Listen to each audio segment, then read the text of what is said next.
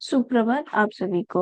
आज हम पढ़ने वाले हैं रसायन विज्ञान के कुछ कॉन्सेप्ट जो आपको विज्ञान के अंदर एक महत्वपूर्ण शाखा है, जिसके बारे में हम और जानकारी देंगे।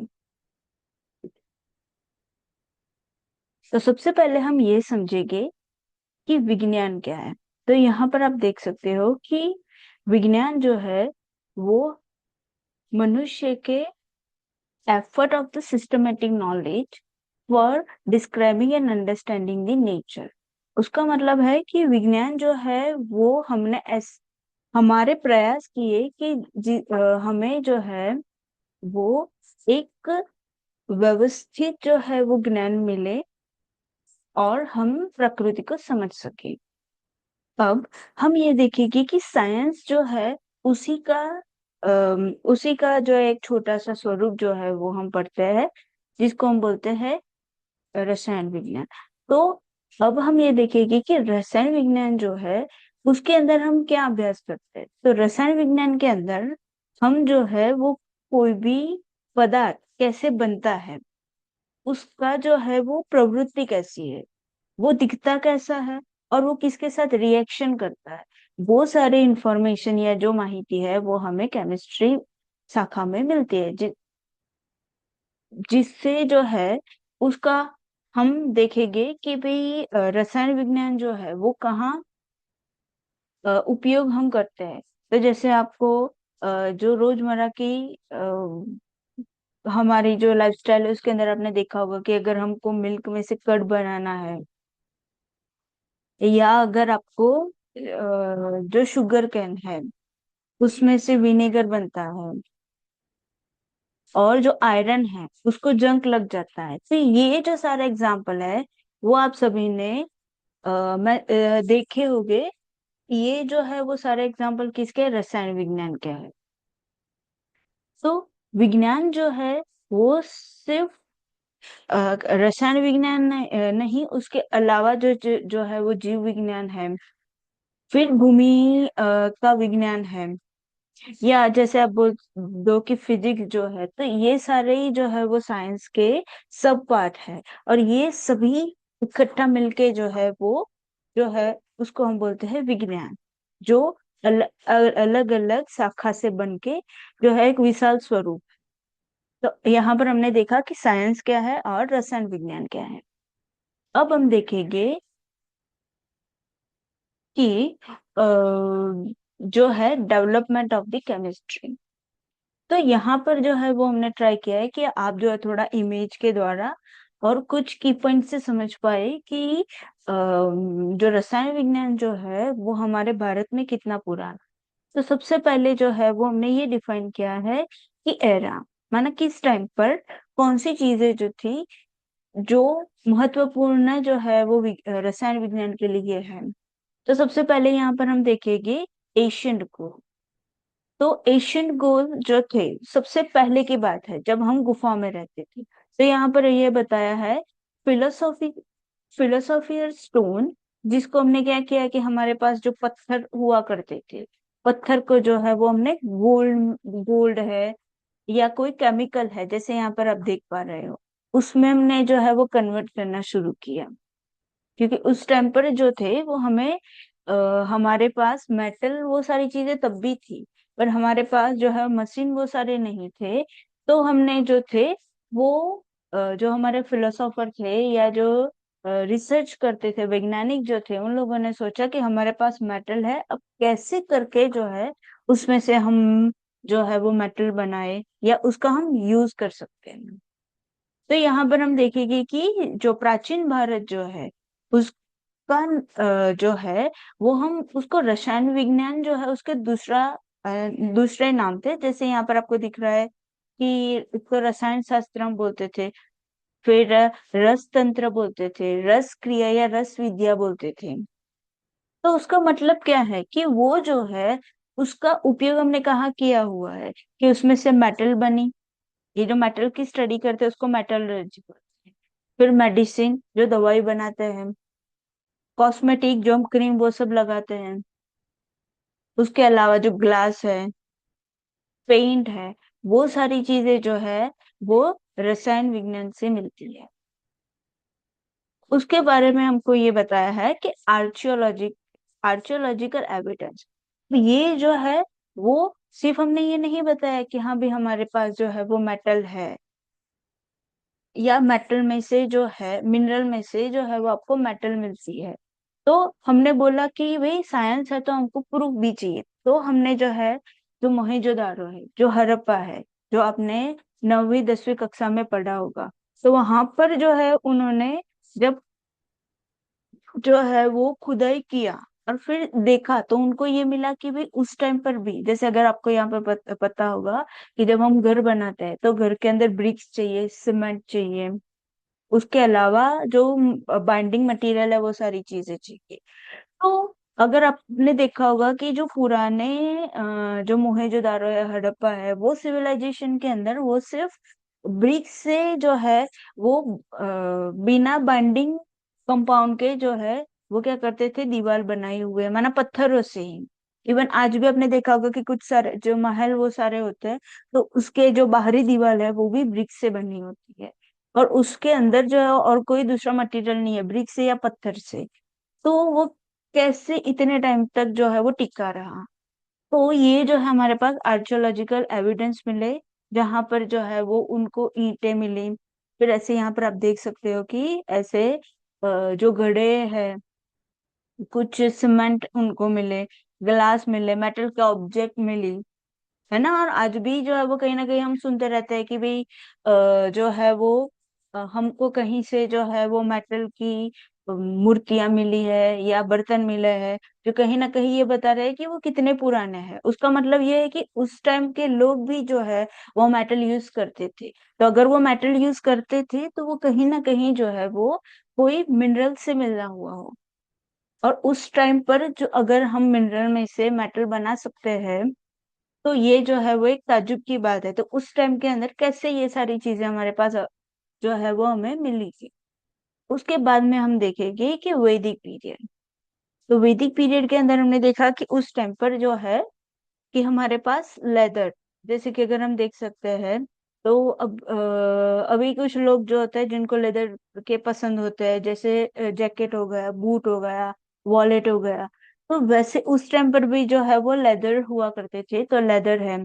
फिर ये जो कॉटन है, उसको जो है वो हम क्या करते हैं, कलरफुल क्लोथ्स बनाने के लिए उस पे अंदर हम पेंट यूज करते हैं। तो फिर सॉल्ट प्रोडक्शन है। और फिर आपको पता होगा कि अगर हम जो है वो फर्मेंटेड फूड, जैसे कि लिकर है, दही है, वो सारी चीजें जो है वो उस टाइम पर भी लोग यूज करते थे। तो वैदिक पीरियड के अंदर भी जो है वो जो है वो यहाँ पर कपास है, नमक है, लेदर है, वो सारी चीजें हम यूज करते थे। अब हम आ गए एशियन टेक्स्ट। यहाँ तक अगर आप देखोगे कि भी प्राचीन भारत है, या हमको एविडेंस मिले, वैदिक पीरियड है। अब ये सारी चीजें जो है वो पहले थी, बट हमारे पास जो है वो कहीं लिखित नहीं था। बट जो है वो फिर हमारे पास एशियन टेक्स्ट का मतलब ये है कि हमारे पास लिखित में वो चीजें है। जैसे कि यहाँ पर आप देख सकते हो चक्र संहिता। और चक्र संहिता के अंदर क्या है कि उन्होंने ये बताया हुआ है कि सल्फ्यूरिक एसिड है, नाइट्रिक एसिड है, या कॉपर के ऑक्साइड, टीन, जिंक, उन सभी के ऑक्साइड और सल्फाइड, उन सभी के बारे में जो है वो माहिती हमें मिलती है। तो ये आपके लिए पूछ सकते हैं कि भी चक्र संहिता में जो है वो कौन से रसायन जो है उसकी माहिती हमें मिलती है। फिर हमने देखे कि सुश्रुत संहिता। तो सुश्रुत संहिता के जो है उसके अंदर आपको अल्कलाइन जो है उसके बारे में इंफॉर्मेशन देते हैं कि अल्कलाइन जो है वो किसके साथ रिएक्शन करते हैं, या उसका जो है वो यूज हमारी बॉडी पर कैसे होता है, प्लांट्स पर कैसे होता है, एनिमल पर कैसे होता है, वो सारे डिटेल में बताया है। फिर यहाँ पर जो है रसना पानी सदा। तो वहां पर आपको यहाँ पर ये बताया है कि जो गन पाउडर जो है, जैसे अब सबको पता है कि जो है कि जो राजा महाराजा होते थे उन लोगों के पास, जो पुराने थे उनके पास जो है वो औजार हुआ करते थे। फिर जो है जैसे जैसे टाइम बीतता गया, फिर हमारे पास जो है वो जो है वो बंदूक है, वो सारी चीजें भी आने लगी। तो उसके लिए जो मटेरियल यूज होता है, जिसको हम गन पाउडर बोलते हैं, तो वो भी इंफॉर्मेशन जो है वो हमारे प्राचीन काल में लिखा गया है कि कैसे उसको बनाते हैं। तो आप सोच सकते हो कि जो है वो भारत जो है वो कितना प्राचीन, उसके साथ साथ में हमारे पास कितना सारा ज्ञान था। तो ये तीन जो है वो इम्पोर्टेंट है कि कौन से संहिता के अंदर कौन से रसायन की बात किया गया है। अब उसके बाद हम आगे देखेंगे कि जो इम्पोर्टेंट साइंटिस्ट थे, वो भी प्राचीन काल में, जिनमें सबसे महत्वपूर्ण योगदान जो है वो नागार्जुन का था। तो नागार्जुन जो थे, उन्होंने मर्क्यूरी कंपाउंड जो है वो कैसे बनता है, और उसका मेटल, मिनरल में से मेटल कैसे बनता है, वो जो है उनके इंफॉर्मेशन उन्होंने दिया। और दूसरे जो है वो चक्रपाणिनि है। तो चक्रपाणिनि जो है, उन्होंने ये बताया कि भी मर्क्यूरी जो है वो सल्फाइड के फॉर्म में जो है उन्होंने ढूंढा हुआ है। उसके बाद में जो है उन्होंने मस्टर्ड ऑयल और अल्कलाइन दोनों को मिक्स करके साबुन जो है वो बनाया। तो आपको पूछ सकते हैं कि ऐसे कौन से प्राचीन वैज्ञानिक हैं जिन्होंने साबुन की खोज की थी। तो हम बता सकते हैं कि चक्रपाणी ने। और कैसे साबुन बनाया था, तो मस्टर्ड ऑयल और अल्कलाइन दोनों को ऐड कर। तो इससे हमको ये पता चलता है कि उस समय पे भी जो है वो रसायन शास्त्री हुआ करते थे, और उनके लिखित इन माहिती आपको मिल सकती है। अब आ जाते हैं हमारे मॉडर्न केमिस्ट्री के अंदर। तो उसके अंदर हम देखेंगे कि जो 18 सेंचुरी के बाद जो यूरोप के लोगों जो है, उन्होंने ये सोचा कि भाई ये जो केमिकल से बनती है, वो सारी चीजें की इंफॉर्मेशन जो है वो किन लोगों के पास थी, तो अरब के पास है, भारतीय लोगों के पास है, चाइनीज लोगों के पास है। फिर उन लोगों ने जो है वो धीरे धीरे ढूंढना शुरू किया। तो इसके अंदर हमने क्या देखा कि भी प्राचीन भारत जो है, उन लोगों अ, उस टाइम पर भी जो है वो हम दवाई है, क्रीम है, ग्लास, वो सारी चीजें यूज करते थे। उसके बाद में हमने एविडेंस भी देखे। फिर हमने देखा कि भी वैदिक पीरियड के अंदर कैसे जो है वो सारी चीजें हमको देखने को मिली। फिर हमने रिटर्न कुछ जो माहिती है वो भी हमने देखा कि चक्र संहिता है, सुश्रुत संहिता है, और रस पानी सादा है, वो भी हमने देखा। और जो है कुछ रसायन शास्त्री भी देखे।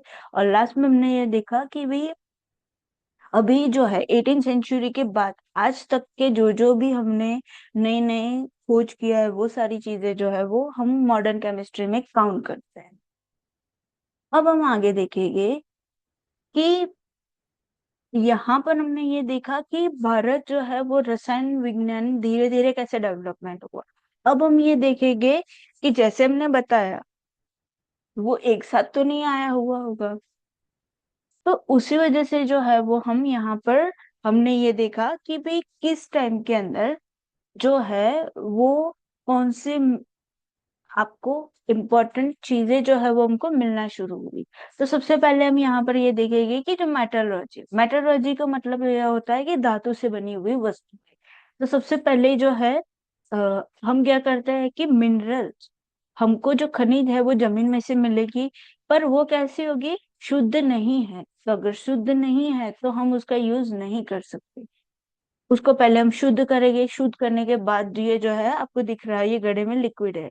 लिक्विड को जो है वो हम शुद्ध करेंगे। शुद्ध करने के बाद जो है उसको हम कूल डाउन करेंगे, तो वो मेटल के फॉर्म में आपको देखने को मिलेगा। तो कौन कौन से मेटल है, तो कॉपर है।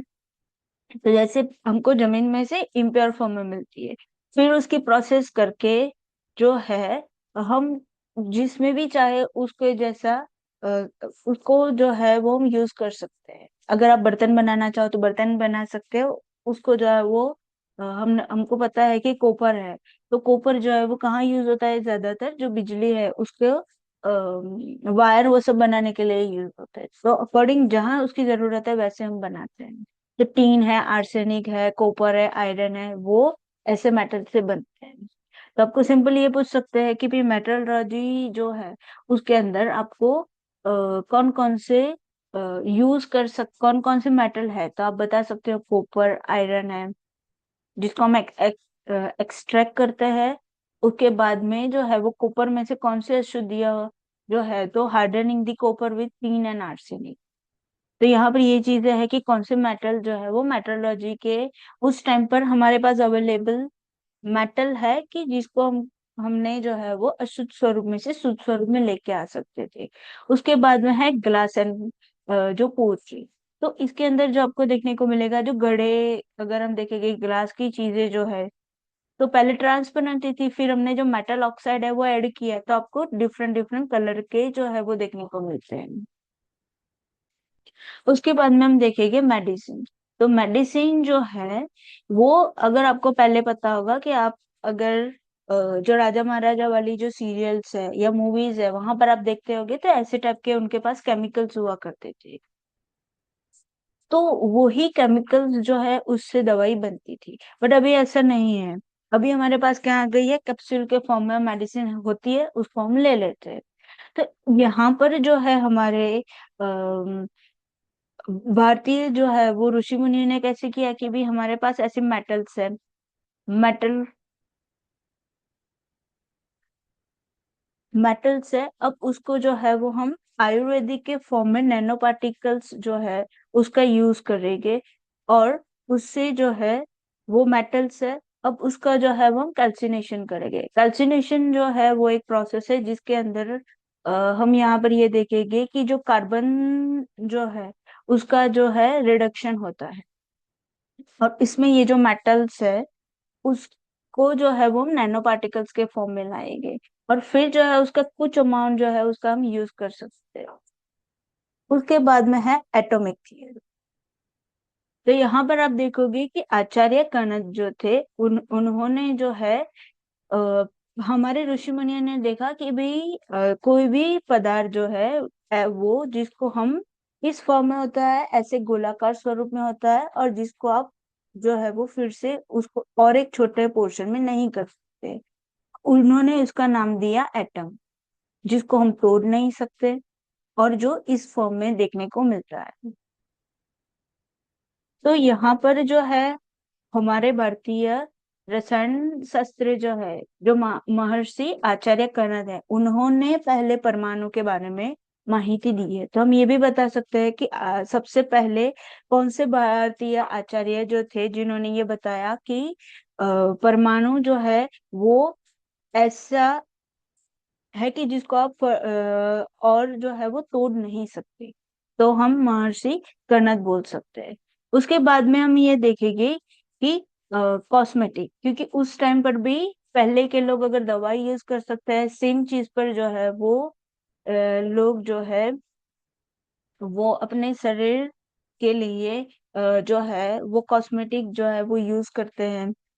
तो यहाँ पर हमने देखेंगे कि जैसे परफ्यूम्स है, हेयर डाई है, ठीक है, इसके अलावा जो है हम भगवान की वर्शिप करते हैं, तो उनके लिए भी जो सारी चीजें यूज हम करते हैं वो कहीं ना कहीं जो है वो प्लांट से बनती है या मिनरल से बनती है।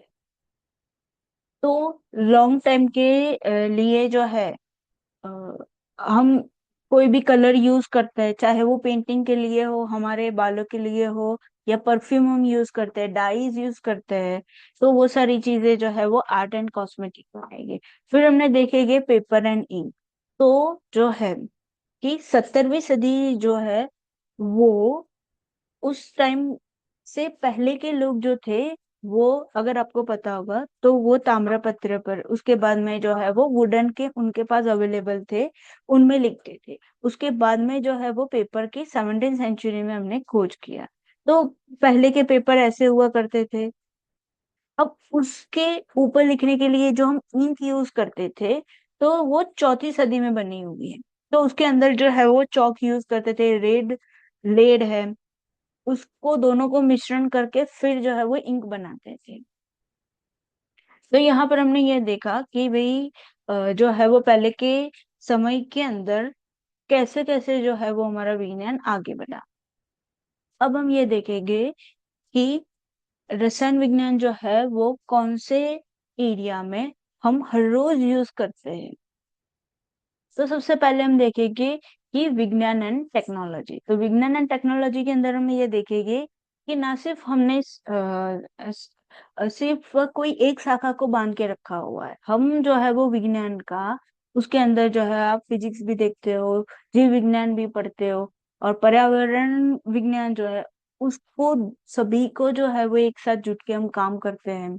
जैसे कि अगर आपको देखना है कि जो वेदर पैटर्न है, कब बारिश आएगी, कब कितना जो है वो चेंजेस आपको देखने को मिलेगी। जैसे अगर बारिश कहाँ कितनी गिर रही है, वो सारी चीजें, कहाँ से बारिश आएगी, कितने टाइमिंग के लिए आएगी, वो सारी चीजें जो है वो वेदर वेदर पॉडकास्ट के अंदर आपको देखने को मिलता है। तो कहीं ना कहीं वो साइंस से जुड़ा हुआ है।